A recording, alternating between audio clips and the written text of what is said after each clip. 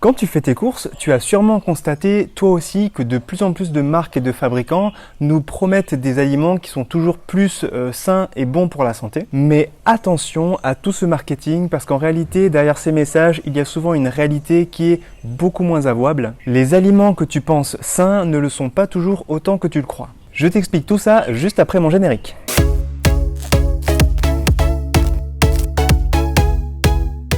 Salut, c'est Christophe. Bienvenue pour cette nouvelle vidéo. Si tu ne me connais pas encore déjà, bienvenue sur ma chaîne et laisse-moi me présenter. Je m'appelle Christophe Leblé et j'aide les gens à détecter et à corriger leurs erreurs de comportement, que ce soit au niveau de l'alimentation, de l'activité physique, mais aussi du sommeil. Et sur ma chaîne YouTube, toutes les semaines, je sors une nouvelle vidéo dans laquelle je te partage mes connaissances et tout ça dans le but de démystifier toutes les croyances qu'on a autour de l'alimentation notamment. Mais surtout, mon réel objectif, c'est de t'aider à comprendre l'impact sur ton corps, sur ta santé, de ce que tu manges et de comment tu le manges. Alors, si ce n'est pas encore fait, abonne-toi à ma chaîne en pensant bien à cliquer sur la petite cloche, sachant que je te prépare du lourd dans mes prochaines vidéos. Et aujourd'hui, je vais te présenter 5 aliments que tu croyais peut-être sains jusque-là, mais ce n'est pas de ta faute. On t'a fait croire qu'ils étaient sains ou alors on ne t'a pas dit la vérité sur ces produits-là. Et bien sûr, grand seigneur que je suis, je vais te proposer des alternatives à ces aliments. Et c'est parti. De plus en plus de gens cherchent aujourd'hui à prendre soin de leur santé et ils ont compris que ça passe avant tout par une bonne alimentation,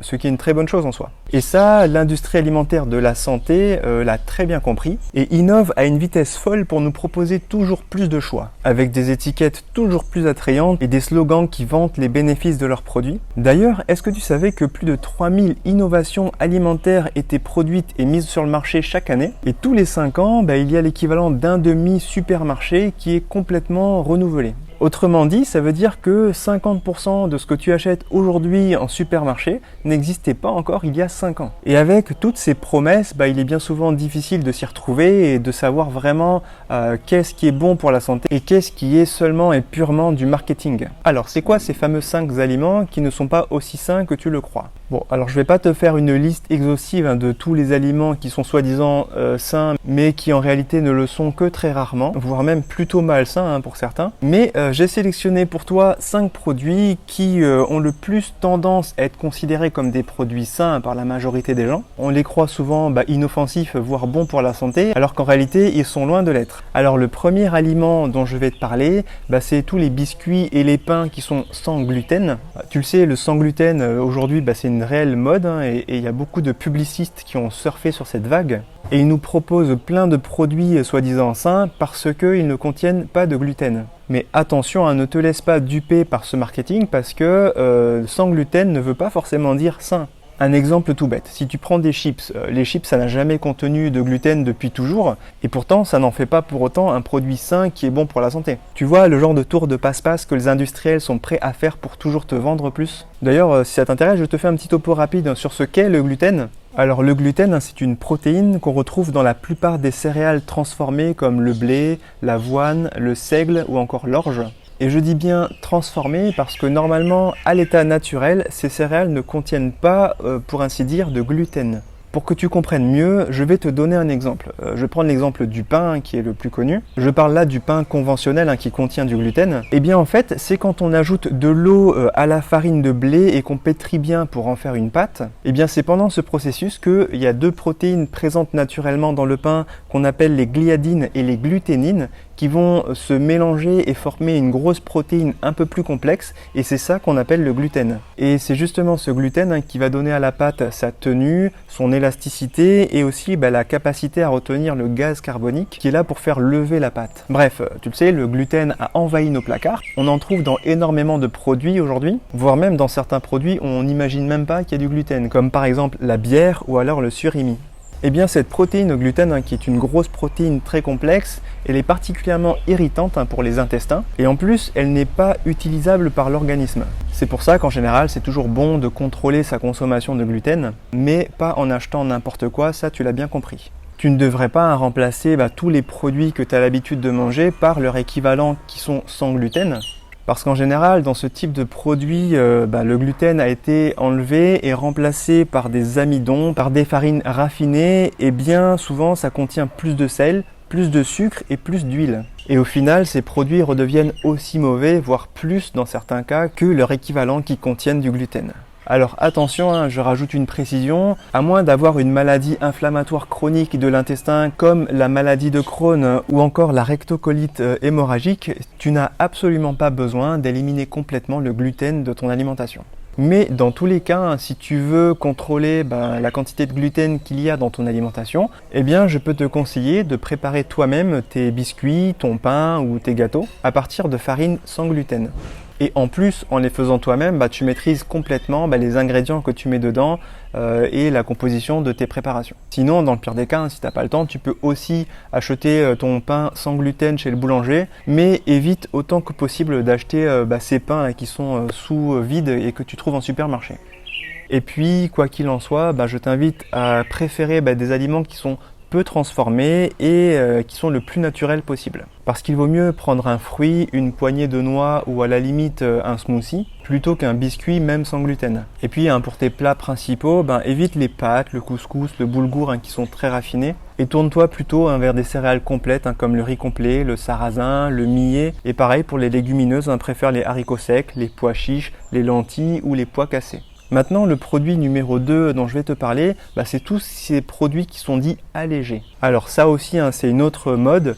Ça fait des années qu'on nous fait croire que moins les produits contiennent de calories et meilleurs ils sont pour la santé. Et du coup, les industriels réduisent la quantité de calories qu'il y a dans la plupart des aliments et font des produits light avec tout le marketing qui va autour. Et pour réduire la quantité de calories qu'il y a dans les aliments, ils ont trouvé deux astuces qui sont soit de réduire la quantité de sucre, soit de réduire la quantité de matière grasse dans les produits. Et bien pour diminuer le sucre, c'est simple, ils remplacent le sucre par des édulcorants de synthèse. Ce sont des molécules chimiques qui ont un pouvoir sucrant artificiel. Sur le papier, ça a l'air cool, comme ça on se dit chouette, on va pouvoir manger des produits sucrés mais sans prendre les calories qui vont avec le sucre. Ça pourrait être vrai, mais c'est pas aussi simple que ça. Premièrement, ces molécules étant artificielles, elles ne sont pas reconnues correctement ni par notre organisme ni par notre cerveau. Et même parfois, ça peut arriver que ces molécules sont dangereuses pour ta santé. Et notamment parce qu'elles viennent perturber le fonctionnement normal de ton corps. Et d'ailleurs, aujourd'hui, on trouve des édulcorants qui sont naturels, comme la stevia. Et la stevia a la cote aujourd'hui parce que du coup c'est un édulcorant qui n'a pas tous les effets secondaires des édulcorants de synthèse, mais consommer de la stevia n'est pas non plus sans conséquence. Parce qu'il faut savoir que quels que soient les édulcorants que tu consommes, qu'ils soient naturels ou artificiels, quand ces molécules arrivent au niveau de ton intestin, ton cerveau lui il pense qu'il va devoir gérer du glucose et donc il va ordonner à ton pancréas de consommer plus d'insuline et là ton corps va commencer à faire le yo-yo entre des pics d'insuline et des hypoglycémies. Et qu'est-ce qui se passe quand on est en hypoglycémie? On est attiré par des produits sucrés et on se jette beaucoup plus facilement sur un aliment malsain. Et le plus grave dans tout ça, c'est qu'au fur et à mesure du temps, à force de faire ces pics et ce yo-yo d'insuline, ton corps risque de devenir intolérant au glucose alors même que tu consommes moins de sucre. Et ça, ça va fatiguer ton pancréas, ça va te donner des risques de développer un diabète de type 2 et en plus, ça risque de te faire grossir. Donc, quoi qu'il en soit, les édulcorants qui soient naturels ou artificiels, ça perturbe la régulation naturelle du glucose et en plus, ça te fait grossir parce que ça t'attire vers des produits plus sucrés. Et ensuite, la deuxième famille de produits light, c'est ceux qui sont allégés en matière grasse. Mais pour ce coup-ci, il n'y a pas vraiment de remplaçant comme pour le sucre aux matières grasses. Eh bien, les industriels vont devoir compenser en rajoutant des additifs pour ne pas altérer le goût des produits. Et pour ça, les industriels utilisent à foison dans leurs produits des exhausteurs de goût, du sucre, des épaississants, des gélifiants et j'en passe. Au final, tu te retrouves avec un produit totalement artificiel qui contient potentiellement plusieurs additifs qui sont dangereux pour la santé. Et du coup, comment tu peux manger moins calorique sans aller te jeter vers ces produits dits light? Donc, tu l'as compris, le light c'est un argument purement marketing et tu te rendras compte toi-même en lisant les étiquettes que les produits classiques non light sont souvent plus sains et voire moins caloriques que les produits light. D'ailleurs, si tu ne sais pas encore lire les étiquettes et que tu veux apprendre à les lire, eh bien je t'offre mon dossier spécial sur la lecture des étiquettes où tu vas apprendre à lire les étiquettes des produits industriels. Tu peux le télécharger complètement gratuitement, je te mets le lien en description. Tu as juste à cliquer sur le lien, tu me renseignes ton adresse email et je t'envoie directement le dossier sur la lecture des étiquettes. Bon, du coup, tu as vu que le light ne peut pas et ne devrait pas être la base d'une alimentation saine. Donc, si tu trouves que les produits classiques sont trop caloriques, c'est souvent que c'est uniquement un produit plaisir qui n'a pas sa place dans ton alimentation quotidienne. Par contre, il n'est absolument pas question de bannir complètement tous ces produits, mais il faudrait juste les consommer de temps en temps pour te faire plaisir.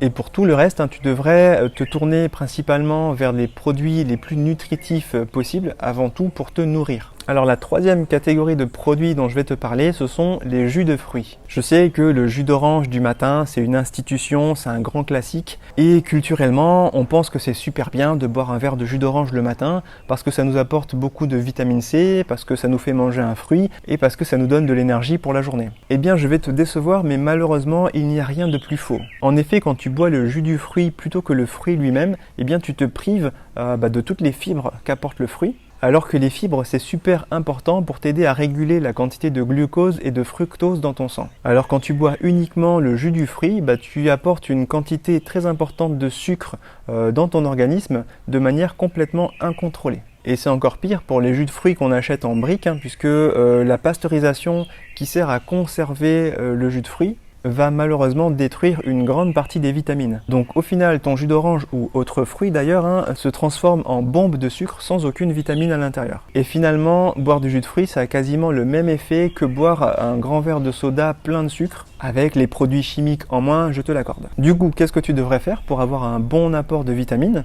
Et si tu aimes bien boire des jus de fruits, je te conseille de faire des jus fruits frais et verts. Par exemple, tu peux mélanger 1/3 de fruits avec 2/3 de feuilles vertes, comme des épinards ou autres. Et comme ça, tu apportes plein de vitamines et de minéraux à ton organisme. Et en plus, ça te permet également d'apporter de l'alcalinité à ton corps, tout en contrôlant ton apport en sucre. D'ailleurs, je te recommande plutôt d'utiliser un extracteur de jus plutôt qu'une centrifugeuse, parce que contrairement à la centrifugeuse, l'extracteur va venir presser le fruit ou le légume à froid sans le chauffer, ce qui permet de garder la quasi-totalité des vitamines et des minéraux. Et petite astuce que je t'ajoute, tu peux presser un citron dans ton jus, ça permet de conserver ces vitamines et ces minéraux un peu plus longtemps. Et comme ça, tu pourras boire ton jus tout au long de la journée. Je vais maintenant te parler du quatrième aliment que tu crois sain mais qui ne l'est pas, et il s'agit des produits laitiers.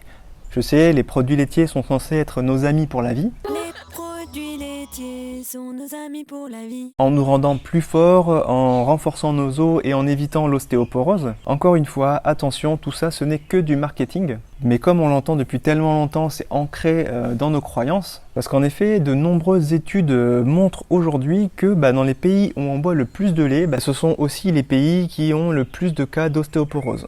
Alors comment ça s'explique ? Effectivement, le lait contient beaucoup de calcium, mais il contient aussi beaucoup de phosphore. Or, notre organisme doit être en équilibre permanent entre le magnésium, le calcium et le phosphore. Du coup, quand on absorbe trop de phosphore d'un coup, notre organisme va réagir à ça en éliminant le calcium pour venir rééquilibrer la quantité de phosphore par rapport au calcium. Donc non seulement tu vas très mal absorber le calcium contenu dans le lait, mais en plus tu vas également éliminer le calcium contenu dans tes os, ainsi que le magnésium qui est également important pour le fonctionnement du système nerveux notamment. Donc conclusion, tu vas déminéraliser tes os et créer un déséquilibre important pour le bon fonctionnement de ton organisme. Et comme si ça ne suffisait pas, le lait de vache contient aussi une protéine qui s'appelle la caséine et qui est particulièrement irritante pour l'intestin. Et du coup, si tu consommes trop de produits laitiers, au fur et à mesure, ton intestin va devenir perméable, ce qui implique que les molécules qui ne devraient pas en temps normal traverser la barrière intestinale vont pouvoir passer dans ton sang et circuler librement dans ton corps. Et ça risque malheureusement d'engendrer un paquet de maladies comme les maladies inflammatoires ou les maladies auto-immunes. Sans parler du fait qu'aujourd'hui le lait de vache qu'on achète n'a plus rien à voir avec le lait de vache de nos grands-mères. Il est bourré d'antibiotiques, d'hormones et il contient des graisses saturées en trop grande quantité. Alors comment remplacer les produits laitiers bovins ? Bon, quand je te parle de produits laitiers, je pense évidemment au lait, mais il y a aussi la crème fraîche, le fromage, le beurre, les yaourts. Pour ce qui est des fromages, choisis plutôt le fromage de chèvre ou le fromage de brebis. Ils sont plus adaptés à notre digestion humaine et leur composition est plus intéressante. Pour le lait à boire ou celui que tu utilises dans la préparation de tes pâtisseries par exemple, tu peux alterner avec des boissons végétales comme le lait d'amande, le lait de riz ou le lait d'avoine. Pour le beurre, si c'est pour la cuisson, moi je te recommande plutôt d'aller vers des huiles comme l'huile d'olive ou l'huile de coco qui tiennent beaucoup mieux la chaleur. Comme je te l'avais expliqué dans une vidéo que j'avais faite sur les huiles, commence à avoir plein de soleil là, c'est cool. Et puis du coup, limite l'utilisation du beurre, soit en tartine ou à la limite un petit peu sur tes pâtes. Et pour ce qui est du calcium, sache que il y a énormément de calcium dans tous les végétaux, et il y en a même souvent bien plus que dans le lait. Et en plus, dans les végétaux, l'équilibre entre le calcium et le phosphore est plus intéressant et plus adapté, ce qui fait que le calcium va être beaucoup mieux absorbé dans les végétaux que dans le lait, sans risque de te déminéraliser. Et enfin, le cinquième aliment dont je vais te parler, ce sont les cubes de bouillon de légumes bio. Aujourd'hui, on a tendance à mettre ces bouillons de légumes un peu partout, dans les soupes, dans les plats mijotés, et ça donne vachement de goût. Et en plus, on se dit cool, on rajoute un peu de légumes dans ces plats. Alors oui, le bouillon de légumes bio, comme indiqué sur l'étiquette, est sans colorant, sans conservateur, et il a l'avantage non négligeable de ne pas contenir de glutamate. En effet, le glutamate est un exhausteur de goût et un excitateur de tes papilles qui est là pour ouvrir l'appétit, donc c'est déjà un bon début, et en plus, les légumes sont bio. Mais si tu t'amuses à regarder en détail la composition de ces cubes, et quelle que soit la marque d'ailleurs, on retrouve souvent la même chose. Par exemple, il n'y a que 4,6% de légumes, et bien souvent c'est juste de la carotte et de l'oignon, et tout le reste c'est un mélange de sel, de sucre et de graisse. Du coup, pour t'aider à relever tes plats, tu peux faire toi-même ton bouillon de légumes. Il sera tellement plus sain et plus savoureux. Et si ça t'intéresse, je te mets dans la description de cette vidéo une recette pour faire toi-même ton propre bouillon de légumes à la maison. Alors, en conclusion, le conseil que je te donnerai, même si je finis par me répéter à force, le mieux reste de manger le plus naturel possible et le moins transformé possible. C'est ce qu'il y a de plus sain dans tous les cas pour ton corps. Si dans un produit que tu achètes, il y a plus de 5 ingrédients que tu ne connais pas, eh bien évite de consommer ce produit en question. Et enfin, n'oublie pas de télécharger mon dossier gratuit que je t'offre sur comment apprendre à lire les étiquettes, et ça t'aidera beaucoup au quotidien, je te l'assure. Le lien est juste en dessous dans la description. Bon j'espère que cette vidéo t'aidera à mieux choisir tes aliments. Mets-moi en commentaire quels aliments tu pensais sains jusque-là et lesquels tu vas changer maintenant que tu as vu cette vidéo. Mets-moi aussi un super gros pouce bleu, le plus gros que t'aies jamais mis, parce que ça m'aide vraiment à avoir de la visibilité et surtout ça m'encourage à continuer parce que je sais qu'il y a des gens qui sont intéressés par ce que je dis. Merci à toi, si tu as regardé jusqu'à la fin de cette vidéo, tu assures. Moi je te dis à la semaine prochaine pour une nouvelle vidéo. D'ici là, prends soin de toi. Ciao ciao.